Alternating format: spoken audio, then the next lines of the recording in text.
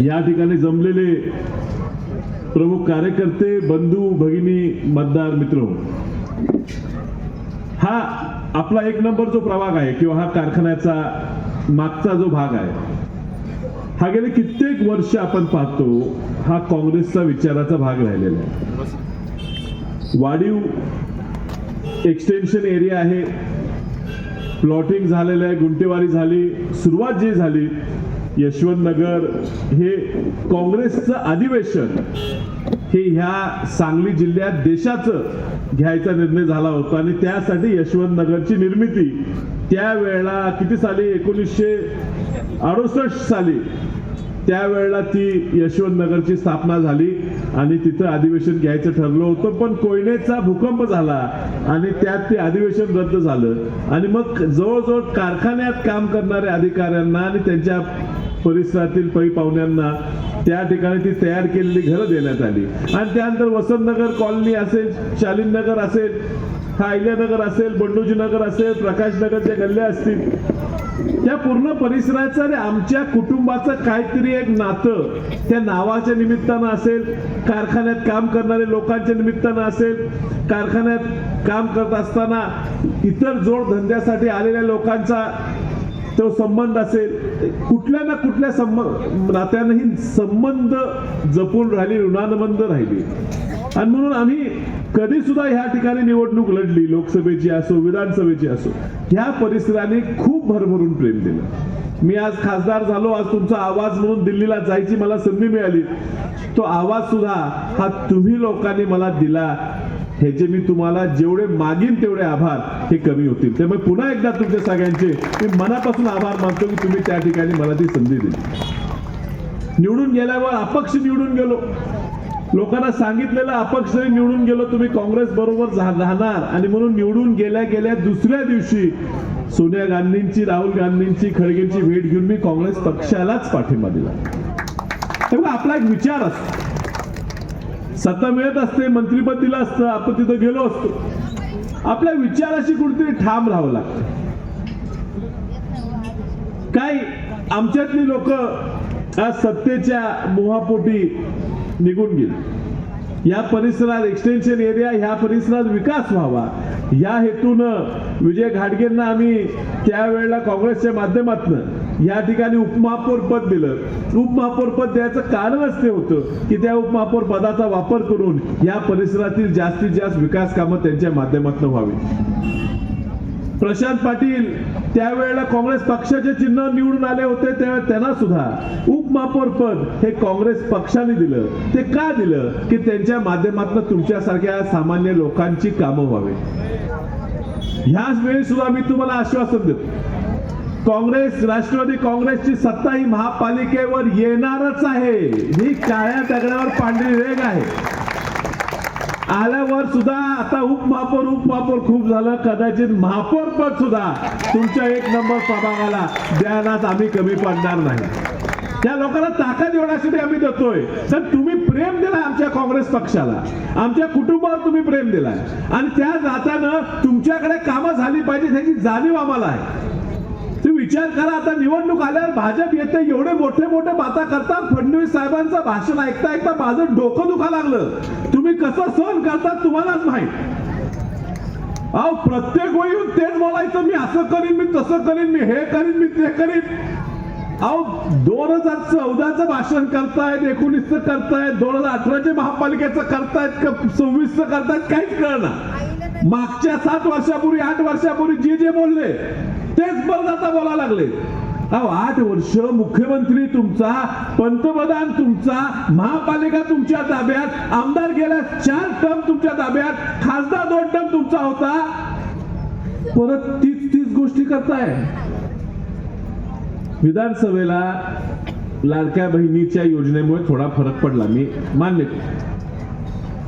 ही योजना काँग्रेस पक्षाची योजना आहे. ही देशात पहिल्यांदा कुठे सुरुवात झाली, हे काय भाजपने केलं नाही. भाजपला लाडकी नाही आणि दोडकी नाही, भाजपला काही पडलं नव्हतं. ही योजना कर्नाटकात आणि तेलंगणात काँग्रेस पक्षाने सुरुवात केली. काँग्रेसने राहुल गांधींनी शब्द दिला की मी तुम्हाला महिलांना महिन्याला पैसे देतो, तुमचा त्या पैशानं काय लय घर चालणार नाही, सन्मान म्हणून तुम्हाला देतो.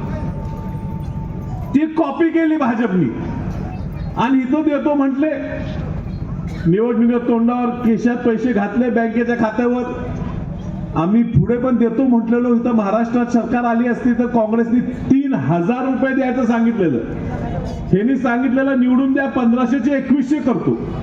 वर्ष झालं 2100 झालेच नाही, हाय त्या निम्म्या महिलेचं 1500 कमी झाले. आणि आता तीच लोक परत गुपचूप गुपचूप तुमच्या घरात आले. हे 1500 बंद होतील ना, बघा भाजपला परत मत द्या. एका सांगलीपुरतं बंद करणार आहे.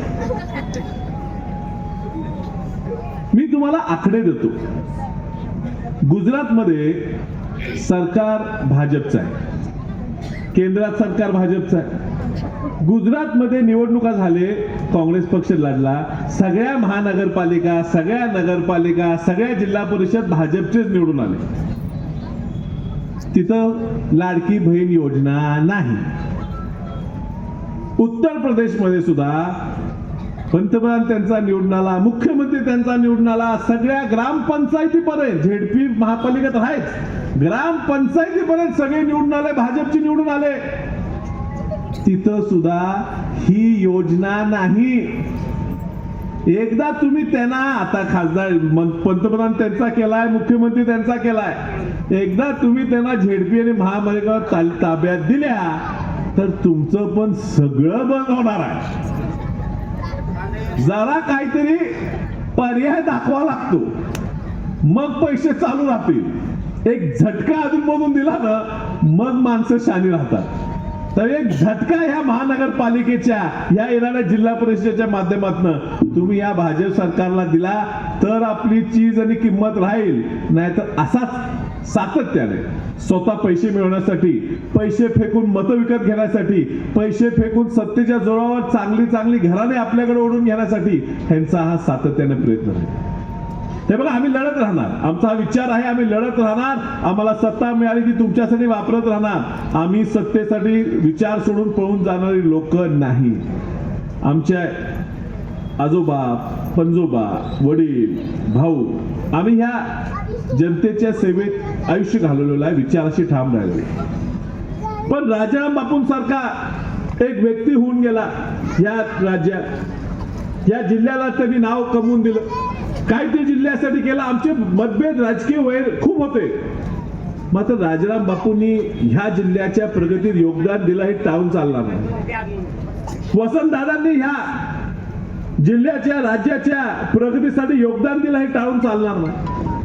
विलासराव देशमुखांनी सुद्धा ह्या राज्यासाठी योगदान दिलं, हे टाळून चालणार नाही. तुम्ही विचार करा, राजाराम बापूंवर ह्या भाजपच्या माध्यमातून टीका होऊ लागली, दंगा व्हायला लागला, गुंडगर्दी होऊ लागली. वसंतदादांची सुद्धा ह्या नाव काढून त्रास द्यायची भूमिका आली. आज तुमच्या शेजारच्या प्रभागात आमच्या सुद्धा घराचा एक मुलगा उभा आहे, त्याला सुद्धा त्रास देण्यासाठी रोज गुंडगर्दी करून, रोज त्या ठिकाणी पोलिसाचा गैरवापर करून हे वसंतदादाचं घर कसं संपेल हे प्रयत्न चालू आहे. विलासराव देशमुखांच्या लातूरच्या महानगरपालिकेत भाजपचे प्रदेश अध्यक्ष भाषण करतात की विलासराव देशमुखांचा विचार ह्या लातूर मधनं संपू. तुम्ही काय नेमकं घेऊन बाहेर पडलाय? तुम्हाला काय पाहिजे? लोकांचा विकास करायचा आहे का ज्या लोकांनी हे महाराष्ट्र घडवलं, पुरोगामी विचार घडवला, त्यांचं नाव तुम्हाला पुसायचं? दुर्दैव आहे की ह्या प्रकार विचार करणारी लोक ह्या देशावर आणि ह्या राज्यावर राज्य करतात. आम्ही कुठे कमी पडलो म्हणून ते झालेलं आहे. आणि म्हणून ह्या निवडणुकीत आम्ही ठरवलं, आमचे काही राजकीय वैमनस्य असलं, काय वाद असले ते मिटवले पाहिजे. लोकांना चांगला पर्याय दिला पाहिजे. लोकांना चांगला पर्याय दिला तरच लोक आपल्या बरोबर राहतील. आम्ही तुम्हाला शाश्वत करू. काही झालं तर आम्ही तुमच्या मागे ठाम उभे राहणार. तुमच्या घरात येतील, तुम्हाला धमक्या देतील. का दार उघडलंस? विजय घाडगे दारात आला तर दार का उघडलंस? किरण सुरुची कुठं आले? येऊ देऊ नका.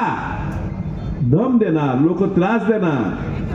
पैसे घे, मत आम्हाला टाक. अहो पैशाने काय काय विकत द्यायचं ठरवलं? आपल्या पोरीची सुरक्षा विकत द्यायची?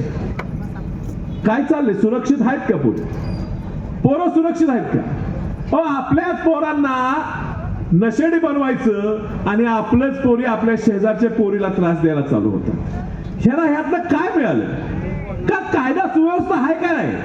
या जिल्ह्यात काय चाललंय? जयंत पाटील साहेब बोलले, काय चाललंय काय या जिल्ह्यात? आणि ह्याच लोकांना पुन्हा आपण सत्ता देतो, मग ते मुजोर होणार, ते थांबणार नाही. त्यांना वाटतं हेच पाहिजे लोकांना.